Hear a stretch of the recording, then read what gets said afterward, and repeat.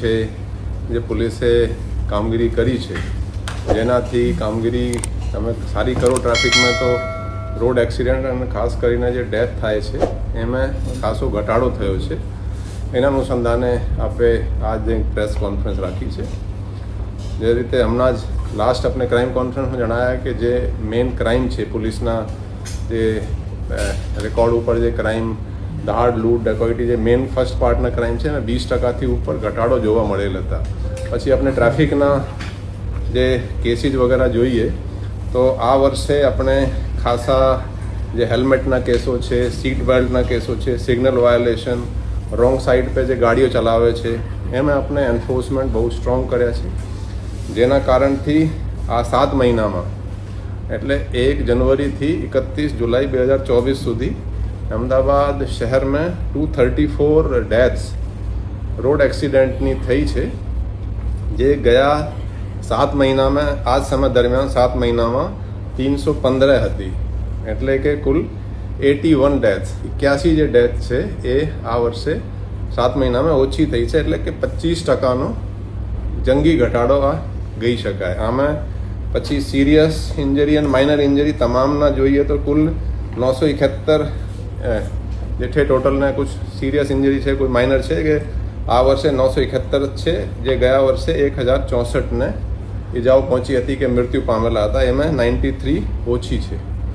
ટૂંકમાં આ છે કે તમે આ જુઓ તો આ વર્ષે આપણે જે એન્ફોર્સમેન્ટ અને એન્જિનિયરિંગ અને એજ્યુકેશન ત્રણેય જે ઇશ્યુઝ હોય છે ટ્રાફિક માટે એ ત્રણેય पे આપણે ખાસા સ્ટ્રેસ કર્યા છે. એન્ફોર્સમેન્ટની વાત કરીએ તો હેલ્મેટના જે કેસો છે એને પણ આપણે ખાસ કરીને જે સરખેજ ગાંધીનગર હાઈવે છે, સરદાર પટેલ રિંગ રોડ ઉપર છે, જે લોકો વગર હેલ્મેટના ચાલે છે એના ઉપર આપણે ફાઇન કર્યા છે. કેમ કે ફાઇન કર્યા છીએ એવું માની શકાય કે ભવિષ્યમાં હેલ્મેટ ખરીદીને પછી હેલ્મેટ પહેરીને ચલાવશે. તો હેલ્મેટમાં આપણે આ વર્ષે 3,39,00,000ના 7 મહિનામાં ફાઇન કર્યા છે. સીટ બેલ્ટના ફાઇન પણ 2,26,00,000ના છે. સિગ્નલ વાયોલેશનના 55 લાખ છે. પાર્કિંગ વાયોલેશન છે. બધી જુદા જુદા ઓવર સ્પીડિંગના 10 કરોડથી ઉપર આપણે ફાઇનો કર્યા છે ઓવર સ્પીડિંગમાં. તો કુલ જે ચાલાન છે આપણે સ્પોટ ફાઇન અને ટોટલ ફાઇન જે છે આ વર્ષે 38,74,00,000 7 મહિનામાં કર્યા છે.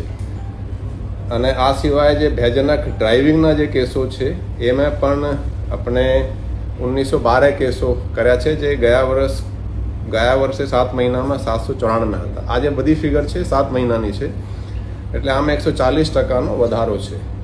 અને જે ટોટલ ફાઇન છે એમાં 393%નો વધારો ટોટલ ફાઇનમાં છે, જે ચાલુ વર્ષે 38,74,00,000 હતા, જે ગયા 7 મહિનામાં 2023માં 7,84,00,000 હતા. એટલે તમે જુઓ તો આ એન્ફોર્સમેન્ટથી જે રોડ એક્સિડન્ટમાં છે એ ખાસો ઘટાડો થયો છે.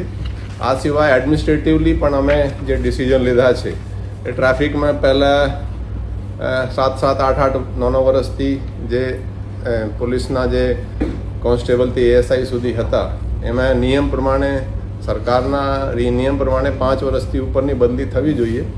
એમાં પણ આપણે 1100થી ઉપર બદલીઓ ટ્રાફિકમાં કરી છે.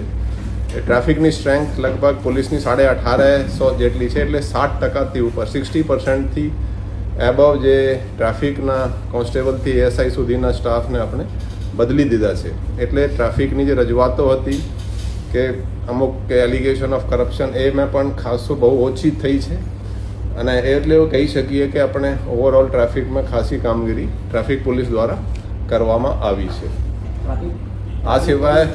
આ સિવાય જે એન્જિનિયરિંગ પાર્ટ છે, એન્જિનિયરિંગમાં જે સુધારા કર્યા છે, નાના નાના સુધારાઓ આપણે જંક્શનોમાં ઇમ્પ્રુવમેન્ટ કર્યા છે, એની પણ પ્રેઝન્ટેશન DCP अपने ट्रैफिक मिस्टर शफी हासन करसे, तो उसके बारे में भी आपको बाद में बताएंगे. હવે હું કહેવા માંગુ છું કે જैसे હેલ્મેટ છે, હેલ્મેટ આ તમારે પોતાની સલામતી માટે છે. એને કોઈ એ કહીએ કે એને પોલીસને ફાયદો થાય એવું નહીં, એ તમને પોતાને ફાયદો છે, તમારે પરિવારને ફાયદો છે. કેટલા કેસો મેં જોયા છે કે ખાલી હેલ્મેટથી જે માણસની જીવ બચી ગયો અને અત્યારે પણ આપણને ધન્યવાદ આપે છે કે સાહેબ આપે એક વખત ફાઇન કર્યા, અમે હેલ્મેટ ખરીદ્યા એટલે આપણા જીવ બચી ગયા. એટલે હું તમામને અપીલ કરું છું કે જે ટ્રાફિકના નિયમો છે એ લોકોએ પાલન કરે. બ્લેક સ્પોટ આપણે 28 કેટલા છે?